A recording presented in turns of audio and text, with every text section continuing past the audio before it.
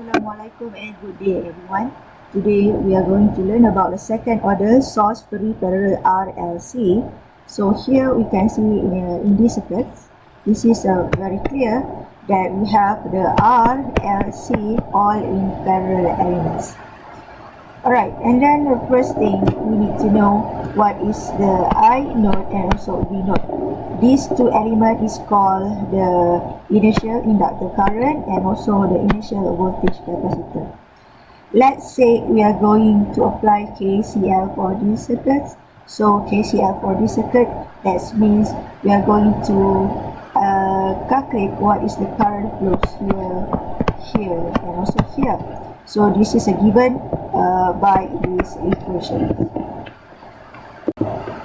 Derivative from previous equation is given by this equation, and then from here to here is a very long way, and then until we find the final equation here. Why this equation is very important? Because we are going to find the roots of the characteristic of this parallel RLC source free circuit, and then this is given by these equations. Finally, in this red box is our final root equation, and then what is the alpha and omega nodes. If you notice here, the difference for series and parallel circuit here, the alpha formula, but for omega node, it apply this similar formula. Similar with the source free series RLC, this is has three types of solution, which is overdamped, critically damped, and underdamped. Why and how we decide here by the value of alpha and omega nodes. This slide just to shows the response of the source free parallel RLC, which is Vt. If you notice, if source free series RLC is the It. So what happened for the critically damped is this given by this equation, and for the underdamped case, it has a long equation because we have a lot of parameter to calculate. And actually for all the formula you are given the early introduction in this topic, that I say we need to marks which formula we are going to use. Until here, a little bit of theory about the source free parallel RLC. The next we are going to do an example for these types of circuits.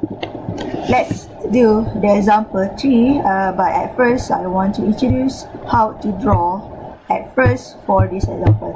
The first thing you need to do is to look at the circuits. When you look to the circuit, please notice this kind of squish. This kind of squish give an information at t equals to 0, the switch is closed. That means before that is will be opens, right?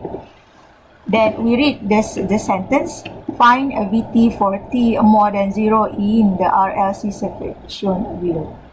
And then we need to analyze at first is to draw, right? To draw. Okay, at t equals to 0 minus, the switch will be open. At t equals to 0 plus, the switch will be closed. So I draw what the circuit look like. At t equals to 0 minus. So here, at t equal to 0 minus, before the switching event, you must know that L in a DC analysis, L will be a short circuit while the capacitor will be open circuit. That's why we are missing the capacitor and also inductor. And then please don't forget to label where is your current and also the voltage. So at t0 plus, the switch will be closed. So close, it looks like we have only these parts. Okay, until now for the introductions of examples, and then just to draw before we do a calculations and a little bit analysis. Okay, see you again. Bye.